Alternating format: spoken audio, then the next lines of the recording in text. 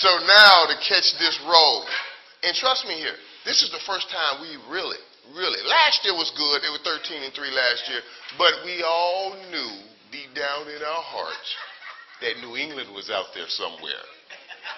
So we knew we had a good shot, but New England was out there somewhere. Well, this year, New England's not out there anywhere. It's hard. Yeah. They take it all the way to the house. They keep it in the NFC East, right? Right. So we can really let the cap off as we enjoy it. Well, let's say you went on started talking about the Cowboys and the team, and what do you think about the team this year with the 3-0 start? Man, what I see, and I look at, you hear people when they break down teams, they always break down numbers, and I like to break down the attitude and the personalities and how they're meshing together. When you see Ratliff competing against guys like Tank Johnson, see, people don't understand. That's where you become a football champion. That's how you win championships, because you start having that competition within the team, and they're starting to have Adam Jones jumping on T.O.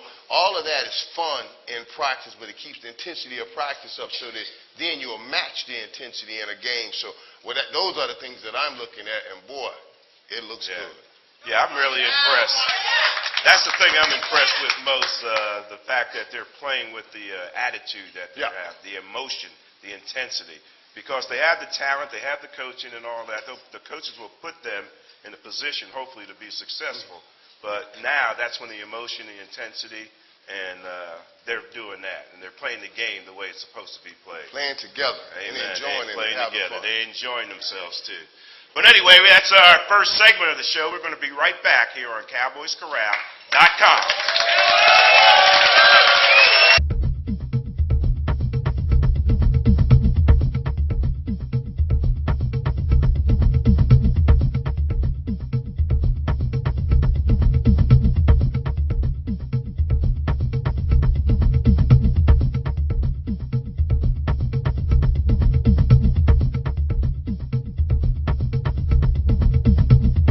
All right, welcome back. Give it up. Let's go.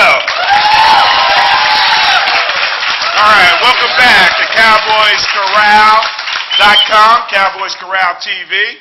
Special guest, I'm Drew Pearson with my special guest, Michael Irvin, in the house tonight. How many 88s in the house? Stand up with the 88 on in the house. Look at that. All right. Right on. Look at him. That must be Michael's. It's kind of small. I don't mind, no. They don't have an original, so they got to make them XXLs now. Right on. Well, we're talking with Michael, having a great conversation and going through some of his achievements and stuff. But now, time has really passed, Michael, and this is a legend show. And you a legend, man. How do you feel to be called a legend? And it's nice to be a legend and still have your hair and stuff, isn't it? That means you ain't too old. It is something, though, to even hear it, and you hear people say it, and you say, man, wait a minute. That legend stuff, I'm not that old, and I'm not that old. At least I don't think. I look in the mirror all the time. How old are you, Michael? Well, 42. I don't know, okay. 42. If I was 42, I'd be sore. I'd be getting ready for the game tomorrow, man. I'd be still trying to strap it off. I wish I could, man. Oh, God. And it's so funny because I don't know, when will a day come that I will not miss playing football? Yeah. You know what I mean? I keep waiting on that day. Like, okay, big game. Good luck. Right. Philly, when they're getting ready to play Philadelphia. Oh, in a game like that. Or they were getting ready to play Green Bay. And it's another game. Or tomorrow. Getting ready to play the Redskins. Those are, and you get through those, and you're like, man, I'm ready to play, man. I'm ready to play. And then you stand up and, I'm ready to play up here, though. I'm ready to play up here, right up here. That's about it. That's the only place I can play now. So it's kind of unusual that you be called a legend when people come up to you, man, and stuff like that. Little kids come up to you and say they don't remember you playing. That's little kids. They'll hear their parents say legend, and then they'll come up and say, oh, yeah, I know him. And hey, you're the guy, you're the football guy. I said, yeah, okay, yeah. I'm thinking, maybe I'm reaching another generation here. Yes. Yeah, I'm the football guy. She said, yeah. From that movie, The Longest Yard. I was like, no, I really played football. So to them, I'm just a football guy from the movie. Right. They don't know that I really played football or the TV guy from broadcasting. That's pretty cool. That's pretty cool. Hey, a lot of life after football if you're blessed. What are you doing in your life after football? Well, I ventured into, one of the things I ventured into is broadcasting, analyzing football. And I've done it on TV for about 5-6 years on TV, and now I have my own radio show here. Now I call my radio show my ministry. My mom always said, "Oh, you'll be a preacher one day," and I've always worried. I believe that I can talk the talk, but I'm a bit concerned about walking.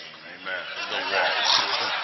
So I tried to split it with her. I said, well, if I have a radio show and we talk about God, will that be good enough? Of course, she said, you got to talk to God on that, baby. But I said, that's the best I can give right now. But I enjoy the radio show.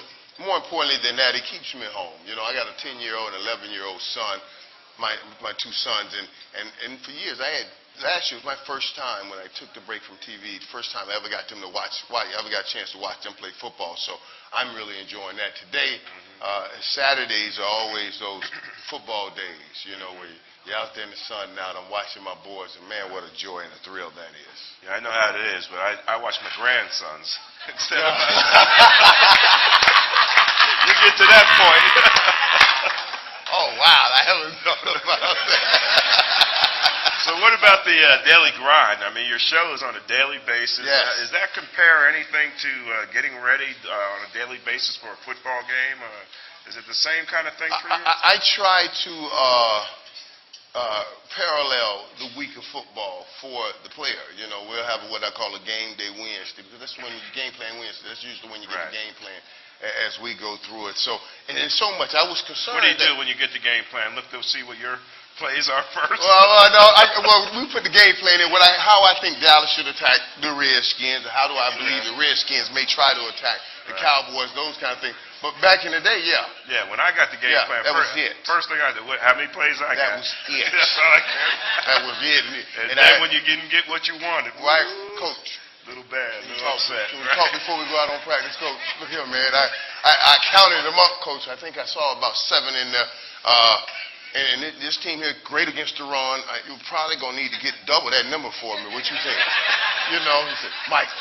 And Norv Turner would say, Michael, I'm no fool. Don't worry about it. I know I'll get you the ball. You have to pull me over for meetings after meetings. So that's not just an 88 thing. That's just a wide receiver. That's it. Well, the very good ones. And that's another thing, because you hear people, and it gets perpetuated.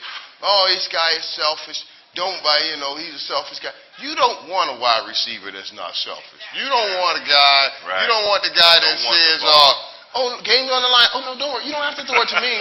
Don't worry about it. You don't want that fella. No, if you got that fella, trade him.